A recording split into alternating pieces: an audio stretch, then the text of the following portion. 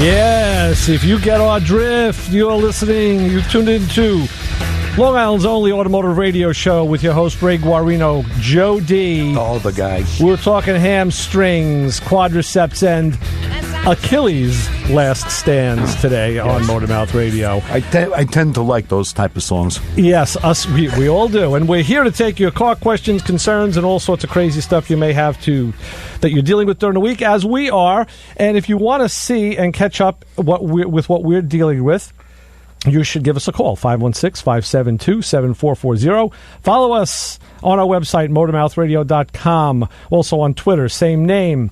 And on Facebook, same name. And Instagram, which is Joe's favorite to announce. Real on the friggin' score, Motormouth Radio. Right, which we do post on kind of regularly. We've been in a little bit of a tool.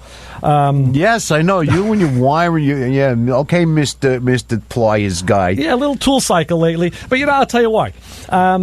Because I'm buying new tools, and I've been finding that the newer breed of tools is surpassing the ones that they've replaced. They made tools better, Rob. Pliers have gotten better. Yes, I mean, let's face it, there are all kinds of tools these days that make things more specialized stuff. Yeah. I do have a question. What? If you buy new tools, does this mean the old tools might be given to someone like myself who would appreciate the old tools? Well, many times, yes. But in this case, since you gotta be careful you don't put your eye out with these things. Right. You know what I mean? If you don't know how to use them. But in this case, since Unless I you have give them to your kids or something. That's true too. Okay. See, what I've done now is I have these were Snap-on tools, which are lifetime warranted. So I traded them in to the tool guy. You tricked him. I gave him the old ones. He gave me the new ones. There was a little bit of an upcharge, but minor, and I get the new stuff. So that's how it works. That's different. That's always good when you have a good relationship with your pusher. I mean, tool man. yeah, right. Exactly. Well, the pusher. We can play Steppenwolf too. I think I have that somewhere. He's let's face it, they do know your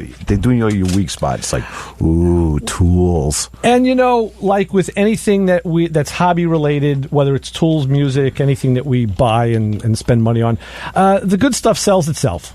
You walk on a tool truck and it's just like, oh, I got to have that. But I tell you that on another note, I've been following a couple of YouTube channels because now that I watch YouTube on my smart TV, I don't have to be at a computer. I can sit in my recliner. Right. Yes. Right? Big improvement. Yes. Yeah. There's a couple of Snap-on tool review channels that I watch regularly. There's a guy up in Canada. He's at a Hyundai dealer. And then there's another guy. This guy Clay Kuhn. He's down in Kuhn's Garage or Kuhn's Trucking. Kuhn's Trucking. Yeah, down in Mississippi. And they go on. What's cool is he'll go on his Snap-on truck, the Matco truck, and then another guy he has, which is a generic tool guy who has gear wrench and other stuff.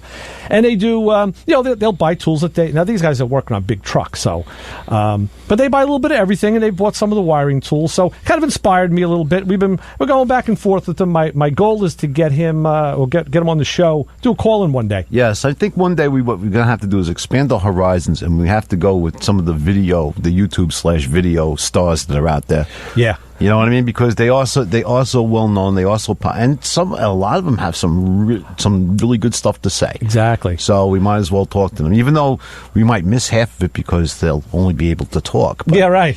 In which case, they'll be on our turf. That's true. And what these guys have done is they just got together and had a get together down there on Beale Street, and where a bunch of these YouTube guys, a couple guys who do channels, got together for a social event, and they put it up on YouTube. Yeah, of course. So so the tool stuff was kind of inspired by that. But he did show a pair of little side cutters the other day that he got on the I think it was on the Snap-on truck, and I said, hey, I have those. They're not Snap-on though. They're made by, it was an electronics company. Mm-hmm. And I have a couple of pair of the light blue ones, and I had a couple of older versions. I didn't really, because I've been dealing with electrical stuff for so long. I forgot that I had these other ones, and they are really, really good tools. And it doesn't matter where they come from. If it's a good tool, it's a good tool. Exactly. I mean, the one downside to that is that that company's truck doesn't show up at your shop every week. That's right. You know what? When it comes, if it's a good tool and it works, and a lot of times if it's a specialty tool, especially in the electronics type trade, then grab it. I mean, not everything has to say Snap-on, Matco, whatever. Even though they have some great stuff, and they tend to listen to the mechanics and the technicians quite a bit. I actually put a post up to that regard just the other day. Somebody else had they commented back. Clay was talking about an impact gun. He said had this. Let's see. It's sold at the Cobalt. It's sold at Lowe's. Lowe's, yeah. Blew away the Milwaukee, which he likes a lot, and the Snap-on gun. And he says, go watch the video and see. So he made a reply, and somebody replied to him. I don't know if they were just busting his chops or whatever, but they said, "Hey, I thought you were a Snap-on guy." Well, yeah, it's like they're making fun of you. Yeah, you get branded. It's like it becomes your religion or something like that. And I wrote back. I said, "Hey, you know what? A good tool." I forget. I paraphrase it from my memory. I said, good tools or like a bad technician can't be made better with good tools necessarily, but a good tech can up his game. Numerically, with better tools. Sure, I mean, weak tech it might be the crutch you need, and it's like an instrument. Yeah. You know what I mean? Jimmy Page could play any crapo guitar. Yeah. You know what I mean? But not anybody could just grab Jimmy Page's guitar and punch out Stairway to Heaven. I learned that many years ago. I was playing darts. I was a competitive dart player for many years here on the island, and I was kind of in my mid-infancy rise to, still being nervous when I played. But I was getting better. And we played at a bar, and the team we played against, it was a new league we were in. To us now, we were in our 30s at the time. They were all old guys. They were all in their 60s. Okay. And I found out, we played them a couple times, I found out that one guy had lost his wife recently, so the other guys dragged him out of the house to get him back into civilization and, get your darts, come on, we're going to go play. And so it was kind of like, that was their way of it wasn't about the competition for them, it was more about just getting out. Fellowship, and doing camaraderie, camaraderie and all that good stuff, yeah. But they were good. And they were, we're like, wow, these guys are older, but they're good. And I remember talking to the one guy after he trounced me in a game. I said, do you mind if I take a look at your darts? And he says, yeah. He handed me 3 mismatched darts.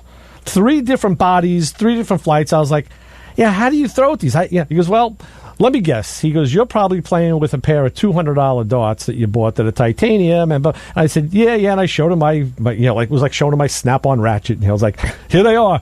And he says, yeah, well, tongue-in-cheek, they were very nice guys, so we didn't take offense. He's tongue-in-cheek. He said, yeah, but who beat you with the mismatched darts? And I said, yeah, you did. He says, it's not the equipment all the time. He goes, a good player can take a set of darts that's not theirs, like a guitar, right? Maybe a cheapy guitar, and make it sound good and make it do what he wants it to do.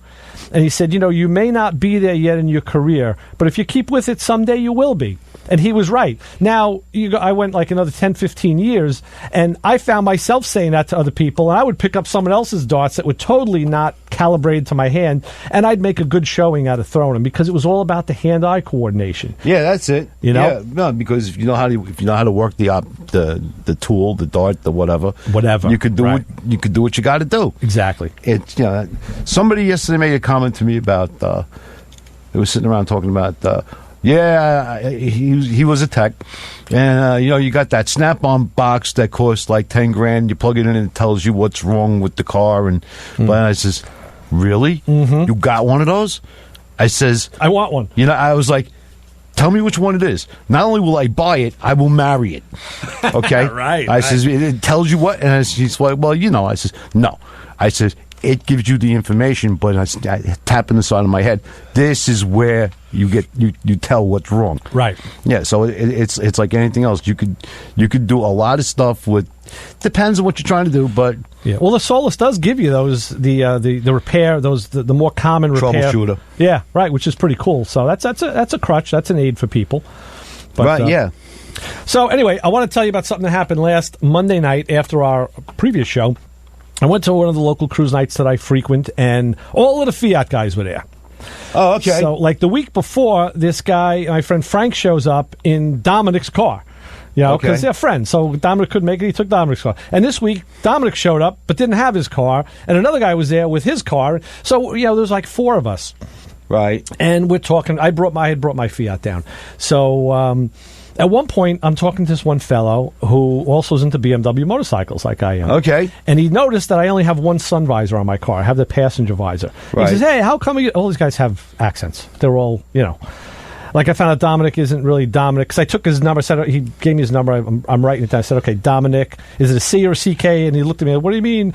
I said, "Dominic. Is it Dominic or a CK?" And Frank steps in. He goes, "No. His name isn't a Dominic." I'm like, "Well, what do you mean? I remember you're saying it's Dominic." No, it's actually a Domenico. I'm like, "Oh, Domenico." Oh, okay, no, so these we guys, Americanized they it, all yeah. Americanized their names. So I said, "Look, Dom, what do you want me to put in there?" But this other fella said to me, "You know, Hey, you get over here." He goes, "I have a sun visor if you want." He goes, "It's in my truck." I'm like, "Really?" Now, these are hard to find for those cars. It's one of those tough parts. Okay. So I said, "Okay." He goes, "Let's go over here. You got a screwdriver." And I did bring a screwdriver because I was going to take my mirror off at the event. My friend Ricky came. I was going to give him the mirror for the Pontiac. And so I brought some screwdrivers. So we walk over, and his truck is a Hummer. A camouflaged Hummer. Wow. Full blown. Okay. And he goes, "Yeah, just to go on a screw." In the Hummer, he had 2 Fiat sun visors. And I was In like, the Hummer? Yeah. And I said, Did they do anything? Because, like, you know, Yeah. the Fiat's like this big, I and the know. Hummer's like this big. Oh, my God. I said, okay. "What led you to put Fiat sun visors?" "I got a Fiat parts all over the place. You know, I got them everywhere." I know how that goes. He goes, "So I use what I got." I'm like, "Excellent. I love that." That's the freaking gearhead way of doing things, let's face it. Exactly. So he asked me which one I wanted, and I wanted the left one because the right one had a mirror, and of course I have a right one with a mirror. So the thing, all he said was, "Listen, you got to take them both off and then switch. Put the right one on the left, so I have a sun visor." But he used these sheet metal screws, and of course he used a gun. Ricky and I sat there for like 10, 15 minutes, like trying to get these screws out. I'm like, Minky, this is what a... But it's actually not the correct one for my car, but I didn't tell him that. It keeps the sun out of your eyes, So right? you never know where you're going to find a part. Yes. You know, that's... They literally come falling out of Hummers. Out of Hummers, which is go figure, man. Yeah, well, let's face it, a guy like that, and the fact that he was generous enough to say, "Hey, you need it." Well, right. And that led to another thought. Well, then again, a Hummer causes its own eclipse as it drives by, so you don't need no sun blocking devices. It'll just I was telling my wife this because I'm going through my shed now looking for some parts. I had taken apart a Spider years ago, so I have most of the car in the shed. And what I need is the boot. I have the boot that covers the top once you put it down. Right. It's vinyl, and there's these 2 hooks on the back of the car that the boot has a matching. It's like a T-shaped bracket inside with the slot. Yeah, so they just engage clips over the hook. nice and tight, yeah. Well, Dominic was telling me, I had the boot on my car. He goes, I tried to find it out of bracket. It's a lot of money. I'm like, what do you mean? They rip out of the vinyl and they can get lost. He said those brackets, they're actually thick metal. It's like 3/16. He said they're about $70 a piece. Jeez. I'm like, you got to be kidding me. I said, I got one. I said, I have a boot off the car I took apart. It's a blue boot. He goes, does that have it in brackets? I'm like, it does. I said, you know what? When I get, I'll take the bracket's yours. There, see? So my wife is saying, if they're worth so much money, like if they're worth a decent piece of change, what are you giving it away for? I'm like, you know what? He gave you a sun visor. Well, he didn't. He didn't. The other guy did. Well, yeah, but all right. But still, yeah, it's good. It's one of them...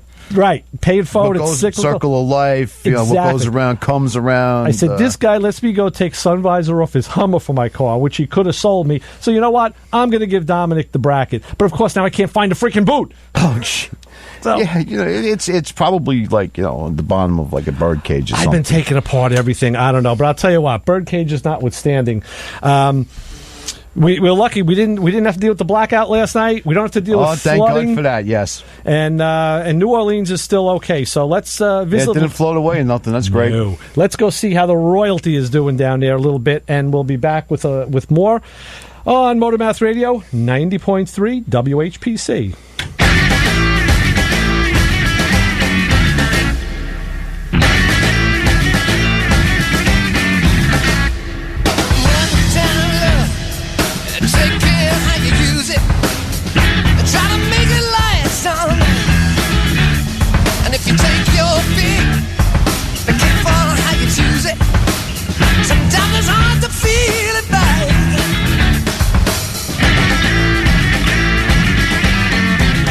90.3 WHPC is supported by the Church of God of Prophecy and its coordinator, Alvin Peters, who presents their annual concert with Brother Louie and Sister LaFleur and many more on Sunday, August 18th at 6 p.m. at 196 Little East Neck Road in West Babylon. For more information, call 516-282-5748 or 516-808-0059.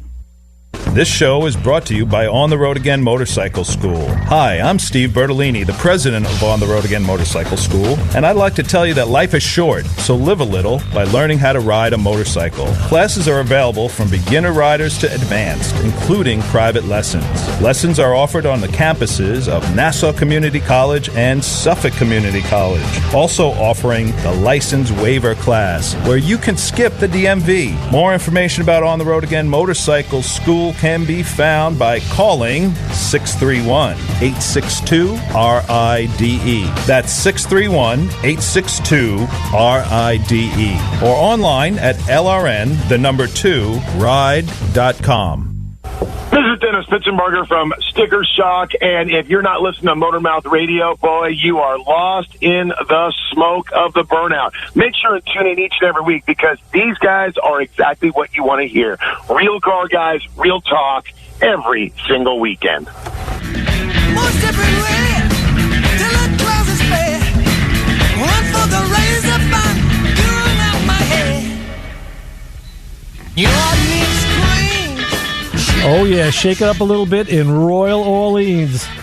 Motormouth Radio, Long Island's only automotive talk show. Ray Guarino, Joe D. We're kicking it, and we're expecting a call. So yeah, so let's see if the flashy thing actually does its job. That is hooked up, right? You did. Okay, good, because you didn't. Yes. You didn't use that as your speedometer bulb again, did you? No, I didn't. Yeah, I know. Oh, look. Speaking of blue thing, there you go. Look at that. All right, so let's do this and this and say hi. You're on with the Motor Mouths. Hey, is this Ray? Yes, it is. Ray and Joe. Hey, how you doing? This is John from Mighty Midget Mini Car Museum out in Belport. Hey, great, John. How you doing? What's happening? Hello, how you doing? Been a while since I talked to you, so I thought I'd fill you in on a couple of things that we got in here. Yeah, I think it's about 2 years or at least, right? I think it was somewhere around there, a year or two maybe. Yeah, we're going on our third year. Excellent. November we'll be here 3 years, so plugging along. Great, that's very good. Yeah, tell us about the museum. Let's start from scratch. Tell us all about it, because people might have forgotten about it by now. So give us the whole rundown. Right. Well, okay, so we got about 6,000 square feet building here. My collection is about 100 cars, but I have about 75 or 80 of them here at any particular time. And we have just about every kind of genre, from antique to classics, muscle cars, exotics, all kinds of cool stuff. In the last few months, we've brought in a few new cars. I have a 1915 Model T made by Arrow Huss.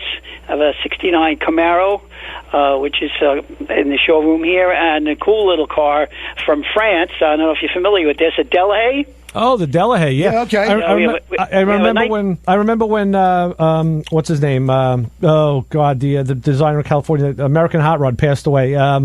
What's his name? With the beard. he built an aluminum called the What the Hay. Yeah, it was right. Exactly. Yes. Well, we have a 36 Delahaye, really cool little car, and so people might want to come out and check that out. Boyd Coddington. Right. Oh, the guy with the wheels, yeah. Okay. And a couple of new things coming in. We have a 1936 Auburn Boattail Speedster. Oh, nice. So that's being worked on, so we're almost finished with that. And a 1965 Mustang convertible, and a GT Fiero's coming also. Oh, very good. A GT Fiero, wow. Cool. Yeah, so it's going to be... That's already a mini car. Yes. Right. Yeah. So the place has, we have murals on the wall. We have like 8 murals, hand-painted murals on the walls depicting the time periods from 1910 to 1950. And we have some mannequins dressed up in the time period. And then we have a little, of course, you could take photos anywhere in the building, but we have a specific photo area including props where people could take pictures in some of the vehicles that we have here. We have a kind of cool train, which, if you've ever heard of the Orange Blossom Special. Oh, I played that song by Charlie Daniels for my daughter a few weeks ago. Yes, you're going to have to play that for me maybe today if you can, 'cause I love that song. Well, we have the train. We have the Orange Blossom Special train here, which people could come and take a photo on. We also have a nice, newly restored replica of Roy Rogers' Trigger Horse here. Mm-hmm. And then we also have... Trigger had wheels? I'm sorry? Right. Yeah. Trigger had wheels? And we have no, it doesn't have wheels, but it has a mane and a tail. Oh, okay. we have a Divco truck, which seems to be, interestingly enough, one of the most popular items that we have here in terms of people. I always ask people when they come, what is their favorite, car here or whatever. And so many people, especially the young kids, love that Divco truck. Yeah, okay. I guess it's because it looks a little cartoonish. Well, and John, on a few of the car shows now, there's guys who have built them and made custom trucks out of them. They've done some really nice builds with Divcos. They when they're done right, they look real. I think I've seen 3 of them on TV already on the major shows. Right. Well, I've seen a couple of even actually. One guy made a Woody out of one of them. Okay, yeah. Yeah, I had an interesting thing. A guy had called me, and I had one that was a little bit damaged when it came out of the mold, and I decided to chop the top off, and I called it a Div Camino. Okay. Wow. And some guy called me, and he looked at it. He says, "I love this thing. I would like it." So he says, "I'm actually thinking of using it as a sidecar for my Harley Davidson motorcycle." Oh, nice. So I haven't talked to him in a while, but I want to see if he finished that. I thought that would be kind of cool. Yeah. So I'm sure that to get work done out there, it's all done on a volunteer basis. You don't have a paid staff, right? It's you and whoever you can wrangle. Right, pretty much, yes. So do you have a regular crew that comes in to help you, or does it rotate? No, it's kind of like we just kind of wing it. I'm kind of a one-man operation, but we do have people, come help out a little once in a while. But we're always looking for volunteers, especially people with expertise in the car, area. Oh, sure. So that's always good. Yeah, it's got to be... like a guy could call and said, "Yeah, I want to help you work on the Divco." Well, what do you know about it? But mechanically, nothing. I used to drive one when I had a milk route. I used to drink milk when I was a kid. Right. Well, I had some interesting stories about that. One of the most interesting ones, I had a guy come in and said, my father used to own a mini Divco, and he was a custodian. I believe it was, I'm not positive if it was Massapequa or if it was Lindenhurst, and he said he used to deliver the milk. You know how when you were a little kid, you get the little milk for 3 cents in your classroom? Yeah. Well, this guy used to put the milk in the back of his mini Divco and go down the hall and deliver the milk in his Divco truck. Down the hall? Wow. Yes, is that incredible? Wow. Little electric Divco. Wow, I was going to say, it had to be, it couldn't have been gas-powered. Wow. No, it was electric, yeah. Well, they made them in 2 versions. They made electric and gas, so they were pretty cool little things. Talk about being ahead of their time. Yeah. So that was the most interesting thing I heard about the Divco. What were the years of production for the Divco truck? I think they were in the early 50s, and I'm not really sure how long they went. For as far as producing them, there wasn't a really long time though. It's like a Ford van or a pickup truck. You could have one; they could be 15 years apart and they look the same. You can't tell except for a marker light. You don't mess with the classics there. Right. Okay. Right. Well, the Divco is like I said, is kind of a classic thing, and it's interesting how it hasn't lost its appeal. Like a lot of people come and they say, "Oh, I want to build something for my granddaughter, my grandson, or whatever." And the kids come and they look around. They see I have all kinds of cars. I have Ferraris, I have Bugatti, I have Porsche, I have all kinds of Corvettes and Mustangs and Camaros and everything. The kids walk over and they pick the Divco. Yeah. I say, wow, I can't believe that. So was that like a Grumman truck, or was a commercial entity only that made those vehicles? There was no passenger car stuff or nothing. That's all they did, right? I believe that's all they did. Yes. Divco stands for originally Detroit. they were with Borden's, and then he did some of the other Dugans, was using them also. Right. Yeah. What did you say, Joe, about Divco? That was Detroit Industrial Vehicle Company. So okay, Detroit Industrial Vehicle Company. So it was Detroit made. I thought they were English.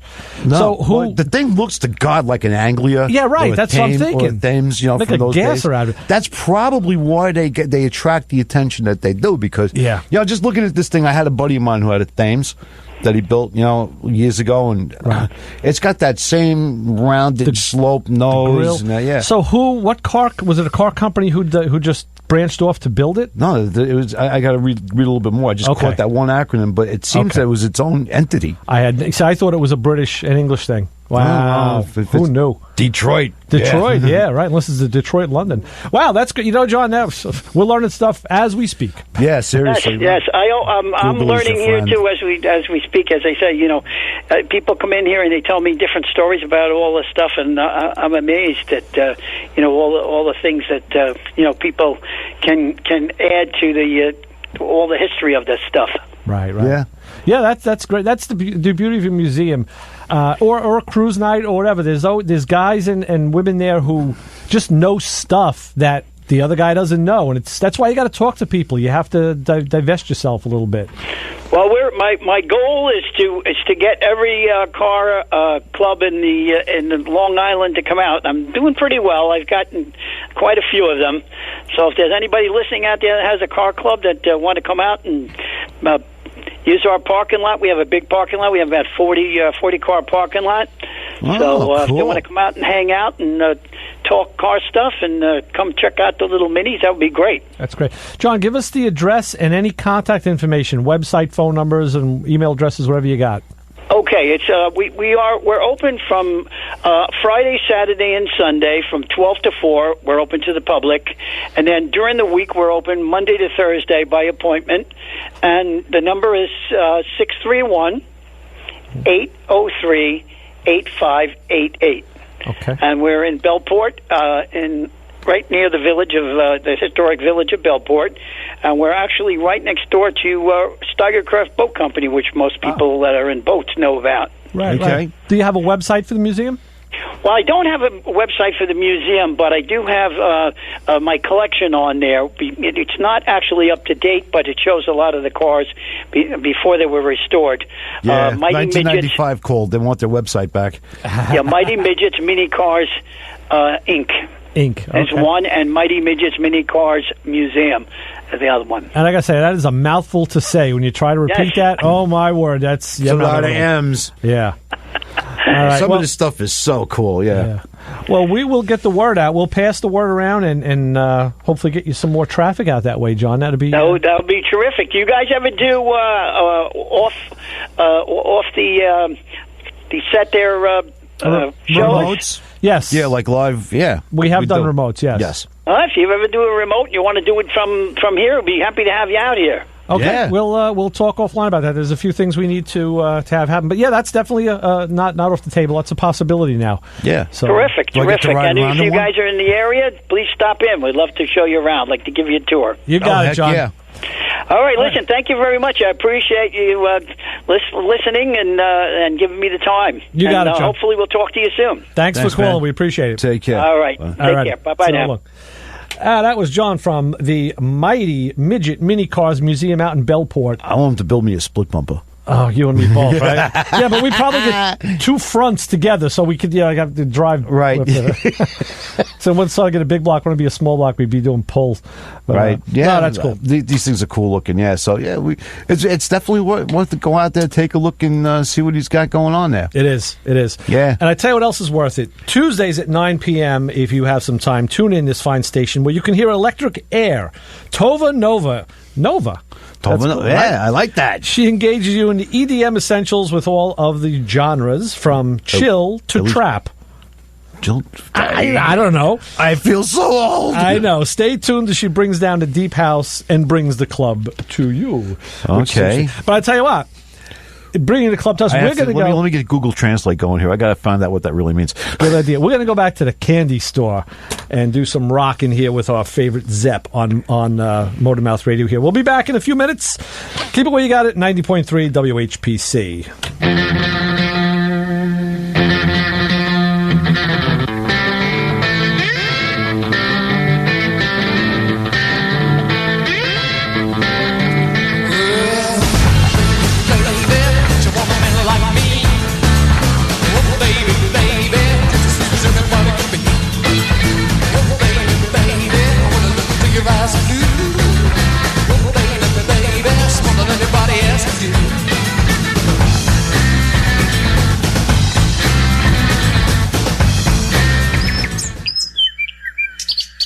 What are all these birds doing here at the radio station? They're just tweeting. They're kind of loud. They'll stop soon. They're about to hit 140 characters. Huh? Oh, that's a good one. I'm retweeting that. Oh no, not again. You gotta like that. That tweeter just tweeted all over the equipment. Do you, or do you not, know about the bird? Join the conversation on Twitter. Find us at 903-WHPC. I'm not cleaning that up. Hey, what's your big idea? That's 903-WHPC on Twitter. From the voice of NASA Community College, 90.3 WHPC. It's Tuesday night at 8. Do you know where your children are? It's not Tuesday night at 8 right now. It's 8 p.m. somewhere. It's time for the Rock Binge. But it's not 8 p.m. here. What's the Rock Binge? I'm ready! You know, the Rock Binge, where it plays modern rock and alternative music in a class of its own, with the latest rock news, too. Is it Tuesday night at 8 yet? No. The show sounds cool and all, but maybe you need to buy a new watch or something? No, I do not need a new watch. I just can't wait for it to be Tuesday night at 8. Why would you want to miss out on classic SpongeBob lines or this amazing voice? All right, I get it. All right, I'll listen, I promise. All right, is it Tuesday night at 8 now? No, it's not. How about now? Stop asking. You gotta turn on the voice of Nassau Community College, 90.3 WHPC. All right, forget it. If you can't beat them, join them. Is it Tuesday night at 8 now? Let me check my watch.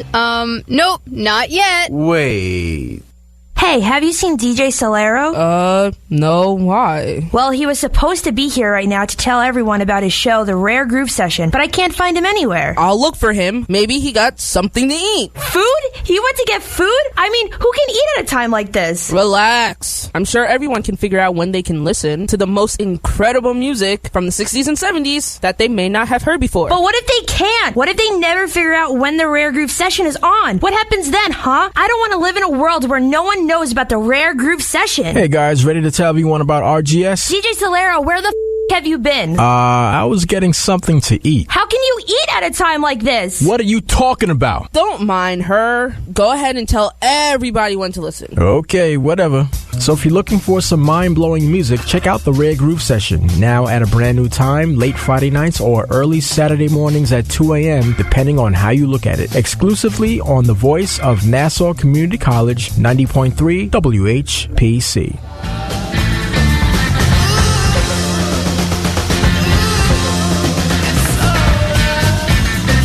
Oh, it's all right. We're in the candy store. Joe and I are getting our sugar fixes here. Yes. Yeah, I don't know what's better. No better sugar than Zepp. Let me put it to you that way.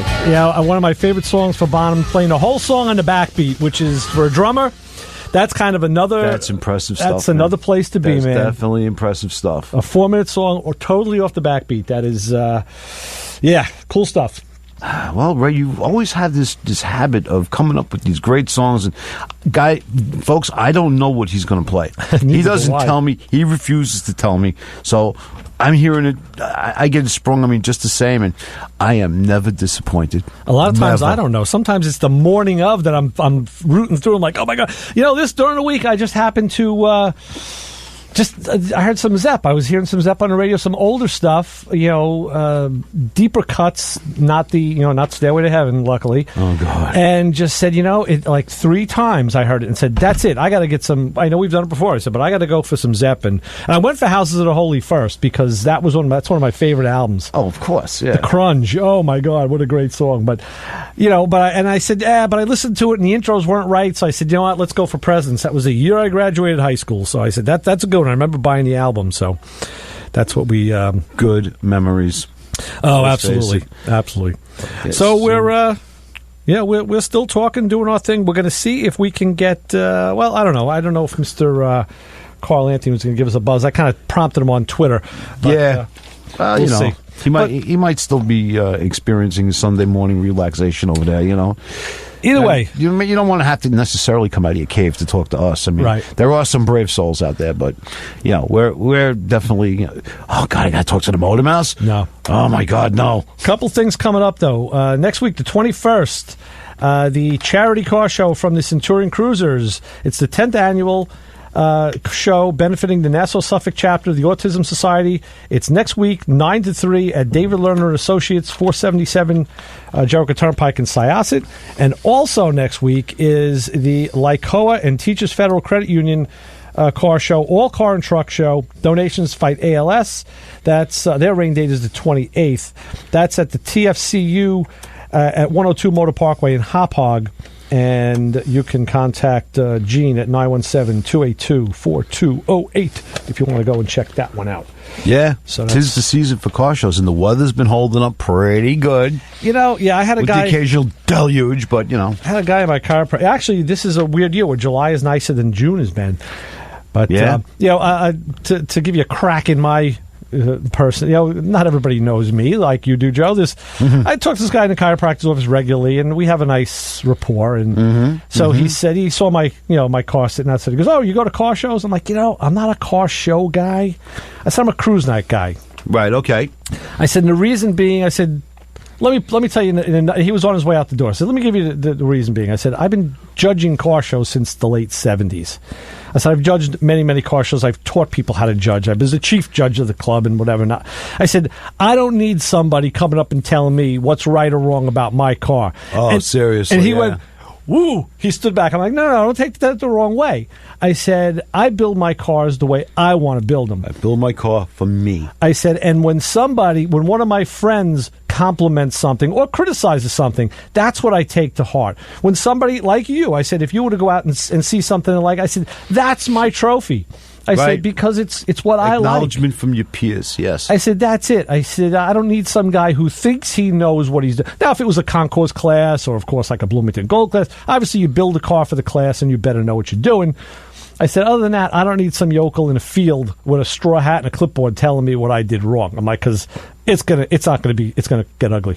Yeah, seriously. And I said, I don't want to sound like an elitist or a snob, but yeah, I mean, if you deal with one of say NCRS or something like that, where right, where you got stone cold professionals, that's one thing. But even sometimes like an enthusiast or that judges the car. I remember one time when I had my split bumper, I just used to come home with armloads of stuff from Chevy. Yeah. For that car. I just used to, every piece I can get my hands on, factory. You know what I mean? Oh, sure. They used to make fun of me. The radio knobs, Joey? Yeah. Really? Are you out of your mind? And then sure enough, I was in, what was it? I think it was Eisenhower Park. Mm-hmm. They dinged me for a non-original rear defogger. I wish there's a visual meaning, because you just saw my face. Yeah. I was like, what the actual truck are you talking about? Mm-hmm. I know the person that bought the car brand stinking new. It was in there. It was on the window sticker. It's not original. Mm-hmm. And you ding me for that? That guy. Are you out of your mind? So what the guy with the straw hat and the clipboard say to that? I don't know. The straw hat ended up being a bird's nest in the tree. Uh-huh. And the clipboard, well, I think they're still it looking for that with the proctoscope. Yeah. And after that, I was like, okay, no more George car shows. Well, besides the things like with the advent of resto mods, which is where I fall in, a lot of things happened on stock cars. There were things that were farmed out, that was not dealer done. It's sold through the dealer, but maybe an aftermarket place did, like a sunroof or whatever. And only now is some of that stuff coming out that's what actually happened. Having worked at a dealership, the amount of stuff that was non-GM or non-Chevrolet that was passed through was perfectly legit. Yeah, it's pretty significant. Mm-hmm. So I mean, just because somebody like Zora Arcus Duntov didn't bless your friggin' Corvette, or something like, or Pete Estes didn't bless your Z28, right? Doesn't necessarily, or Jim Wanger's your GTO there, doesn't necessarily mean that the car was an original. Exactly. You know what I mean? I mean, I love those guys that, like, they start making the crayon marks on the firewall and all that stuff. And I am so tempted to grab one like Kilroy was here or something like that. Of course, the drive shaft stripes and all of that stuff. Stop! Right. Stop! Drive the freaking car. Exactly. Well, there's a place for everything. Okay, here I go. I'm on a ramp shut. There's a place for everything, and everything in its place. And like I said, if you're doing an NCRS or type car. Yeah, you got to be on the money. But if you, Mark Warman does that when he restores cars. Right, yeah. He replicates paint marks and stripes, and that's what the customer's paying for. So that's what they should get. He's dead on with that stuff. Yeah, he gets a lot of flack when he'll do a car which is otherwise all correct, and then he'll put a set of Craig mags on it, right, and maybe a Hirsch shifter, and people flame him on social media like, "Hey, that's not original." Heresy! He's like, "Hey," and he's addressed it a few times, but I don't think that people listen. I don't know. He maybe should revisit. But he says, listen, the customer wanted the restoration of my quality, which we gave him. But he also wanted that day 2 option. He wanted the Craig wheels that he had back in the 80s, or he wanted the shifter or whatever, and we're going to give him what he wants. I worked in a speed shop in the 70s before I worked at Chevy, and I can't tell you how many cars came from the dealer. The person who ordered the car came and ordered a set of mags or exhaust tips or whatever, you know what I mean? And they drove the car with the window sticker on it to the shop to get the tires, the wheels and tires mounted and so on and so forth. Right. Like in day 2, literally, or day 1.5. And is that car original? Yeah, it is. Right. But. And to tell you the truth, I really wish we had that time machine that everybody talks about, just to go back and snag one of those cars with like the non-original wheels or something. Cliff was saying Mastercraft tires, which was a very popular one. In those magazines, I gave you a couple old street racer magazines last week. They were talking about tires. Vogues, right? Yeah. But they were talking about pennies. Was another one. I'm reading an article last night, and they were talking about J.C. Penney tires, which were popular. Yeah. Let's push the button. We'll go to the phones and say hi. Button. You're on with the Motor Mouths. Hey guys, it's Matcoman Brian. Hey Brian, what's up, man? What's happening? Hey, not much. Just trying to get ready for another busy week. Good. Well, that's good. Busy is good. That's good because it means you had a busy week, so that's excellent. Trying to keep them all going. Yes, sir. It's hard. Yeah. Brian, something happened in the shop last week that I got to tell you about. It was funny. We worked on it was double truck day. We worked on a couple trucks and Rams, and the second one we did an oil change on. We didn't use the lift. We just had jacked it up, and after we were done, I said to Mike, I said, Brian would love to see this. I said, this is something that he would chuckle at. And he's like, what? All right, come over here. And he came over and I said, look over the right front fender and look down. What do you see? We left the magnetic the light under the truck and it was on. Right. And he just thought he knew exactly what I meant. He was laughing. I'm like, that's there it is. Yes. That's how it happened. The downfall of the modern lighting system. So I rolled under and grabbed it. I'm like, at least we left it on, Yeah, so. seriously. Sometimes when I'm headed home in the evening, I see a car go by and there's a light flashing underneath of it. Somebody's left the light. So right. Next week, I know I won't be selling a light. I don't need the charger. I just need the light. Yeah, and I'm sure in the winter you see that more with the sun setting earlier, Yeah. Oh, that's funny. That's cool stuff. Yeah. Yeah, but you got to have them, right? Let's face it. These days, the drop light that I know Ray and I grew up with, the cage drop light. Oh, sure. I don't know. I have some brand marks in different parts of my body. The torture device. Yes. Right. Yes, and it's just like, I used to hear guys, the plastic ones, we used to call them the summer drop lights. Right. And yeah. you used to have the metal ones with the winter drop lights, for those shops that, had cheap bosses who left the garage doors open. It all became good for me when I found rough service bulbs. Right. And I would buy those rough service bulbs so you could drop them and they wouldn't always break. Brian, what's up? Anything new in the tool world for you this week? Right now, one of our biggest things is the MD Fix, or MD Flash also. We have, to go along with the scanner, we have a flash unit so that basically you purchase it and you call in for a certified trained tech and whatever you're working on, whatever vehicle, and you need to reprogram or reflash the computer, you go through the procedure, hook it up, and it's all done through the tech. So you can basically just hook the machine up. You can now cut out going to the dealer or having a car towed into the dealer. You can do it all, and you don't have to buy. You don't have to buy a subscription from a company or tie up your money because you're just a one-time charge for each vehicle. Exactly. Yeah, and that's great. And it's pretty much like you hook up a laptop to the vehicle, and then you have to have a decent internet connection. Right. You have basically it's a unit itself, and it does go Bluetooth. They do recommend in some areas to run a Cat 5, a hardwire. Right. And you just plug it in, and there's a certified guy on the other end of the phone with a checklist, so that he's basically going through the steps to make sure everything is set up and ready. Because if you don't do it every day, it gets kind of like, did I do this right? Or it's like you get a flip. It's like DOS commands. and what was it? Yeah. What was the number? Was it MV6? Did you say? It's a MD Flash. MD Flash. Yeah, MD. Okay. And along with that, we also have the MD Fix now, which goes along with our Max 3 scanner, and it's basically very similar to like All Data. Okay. So that you can have a yearly subscription with all the latest TSBs, wiring diagrams, stuff like that.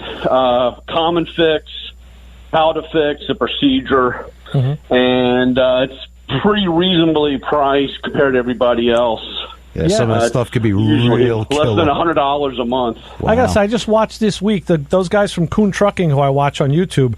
They're a truck shop. They do a lot of big rigs, and they took, I think it was a Peterbilt, and they used the new Snap-on scanner, the Matco, with the fix that fix module, and a Bosch scanner. Right. And they wanted to show in real time, like the startup and the shootout. Yeah. And it was kind of hard because it was like a half hour, and it was like you just had to watch this. But I know the Matco fared very well. I know they had good things to say about it. So. Yeah, some of those guys, especially like Peterbilt and John Deere, are so proprietary that it's so hard to get information out. So they must have German in them. Well, that's another thing. That's the only. I don't want to say backside, but not one scanner can fix everything. No, so that's why I have a minivan full of them. Yeah, and the some of the older stuff, especially, is very difficult because the information was, not out there, or they didn't like giving that information out. Oh no! Yeah, you had to know somebody, slip them a 50, and then maybe you'd have to date his ugly sister. And God help you if you have a Jaguar, Saab, or Renault or something. You're totally screwed. Yeah, if you ever go by a yard sale and find old German literature shop manuals, those are the best to buy because those were only printed so many and once usually. They never redid stuff like that. Oh, okay. Good to know. Yeah, we were just talking on a Plane and Traffic show last Thursday night, and I had mentioned that we were talking about the old Bosch K&J Jetronic, and I have those training manuals sitting there next to my, yes, K&J Jetronic. Yeah, that book I sent you, the blue book. That's a great book. One, yeah. That has a lot of information. Sometimes it gets overwhelming, but man, you really want to know how something works. Yeah. It's right there. Actually, all the lookup tables. The only thing I wish they'd make it in a larger, bigger size with larger print.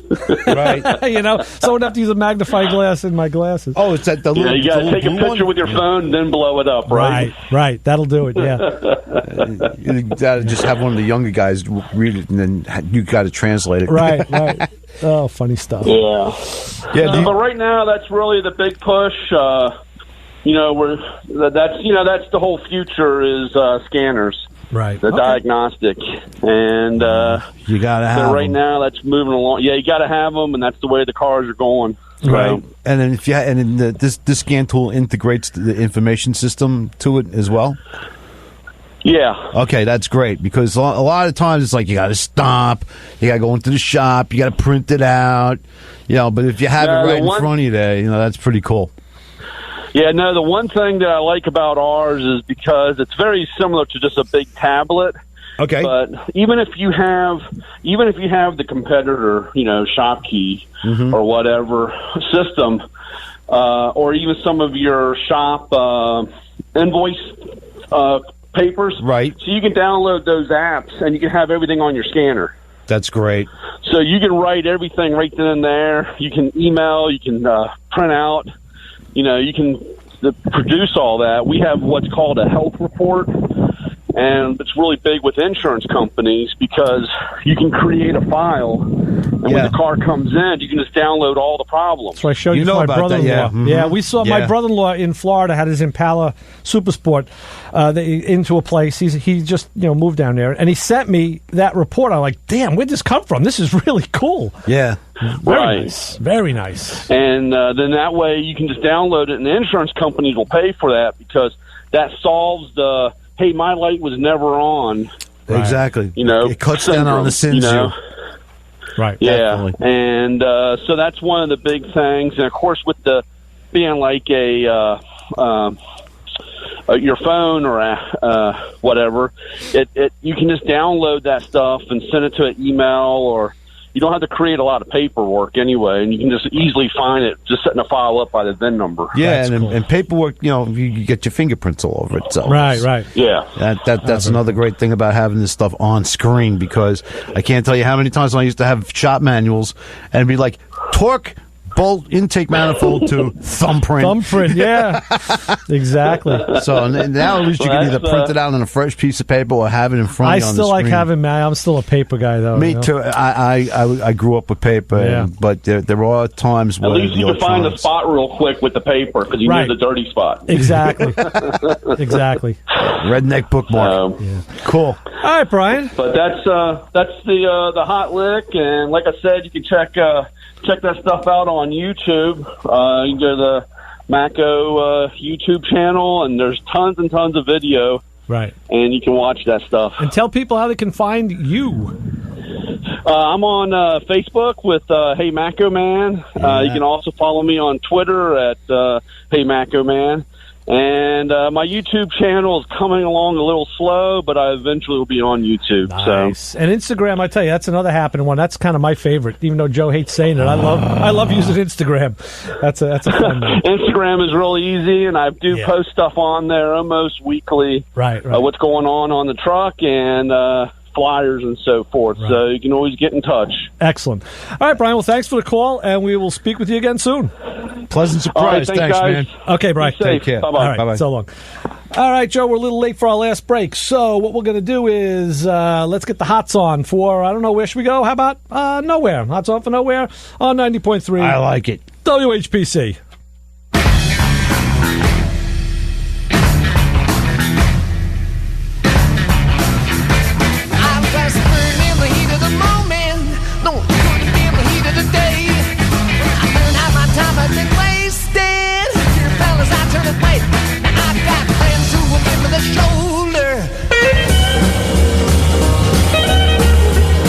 Shake off the realities of the day, broaden your musical horizons, and embrace the diversity every Monday evening at 6 on Revelations. The show offers a potently unique collection of music with an emphasis on themes and rock rarities, an occasional tour de force of blues and soul, mixed with compelling sets of folk and folk rock. I'm Steve K, and I've got the perfect soundtrack for your drive home every Monday evening at 6 on Revelations, right here on the voice of Nassau Community College, 90.3 WHPC. You are listening to Motormouths, Ray Guarino and Joe D, a.k.a. the Vultures of Automotive Culture, coming your way every Sunday right here on the voice of Nassau Community College, 90.3 WHPC from 12 noon to 1 p.m. These guys know their stuff. You got a problem with your car? Call in and the Motormouths will help you with the solution in a very informative and sometimes comical way. Every Sunday from 12 noon to 1 p.m. You can also check them out at motormouthradio.com.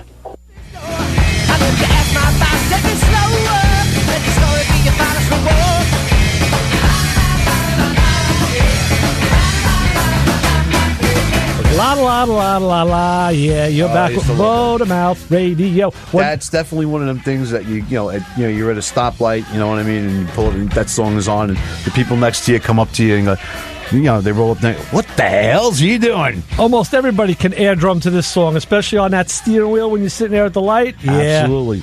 The best part is when they start joining you. Yeah. Now you know that's cool. Now you got a band going, right? Yeah. I know. Now you got the whole schmagiggy going.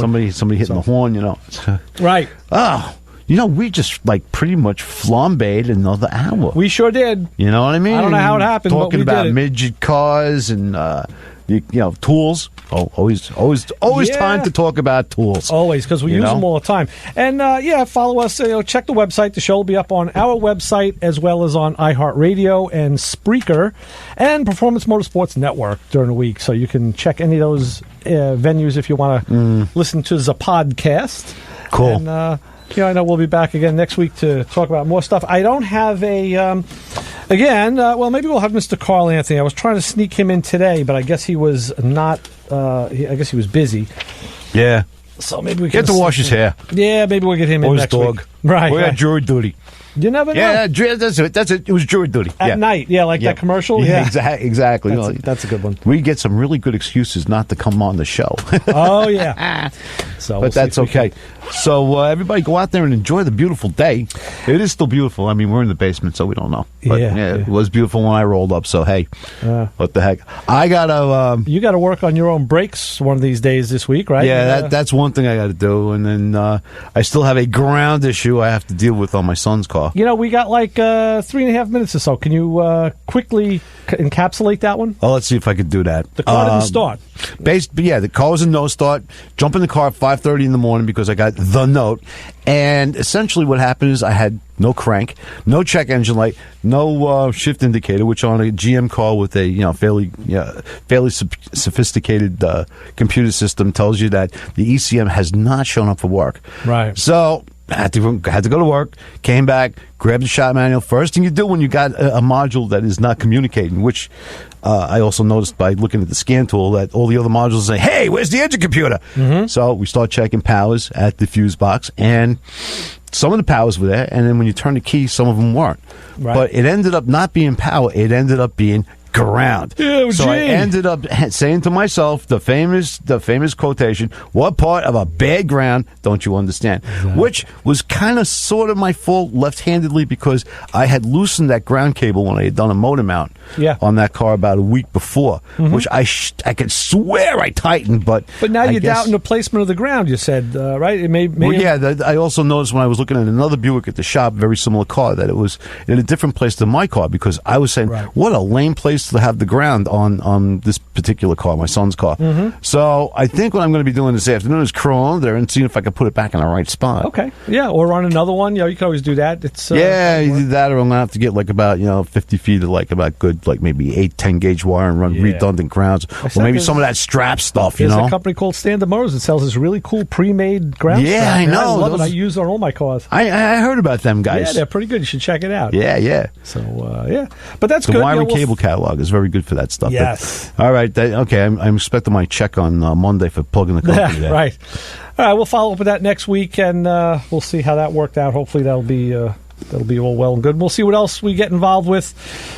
Your Motormouth Radio, just car jockeys. So with that, we're gonna sign off. Kim, stay tuned for Kim. Thunder Road. Thunder Road, as always, ready to go. And we'll be back again next week. Next week. With more fun of hilarity. They haven't sent us that letter yet, so we're good. On 90.3 WHPC. Catch us next week. See ya. Bye.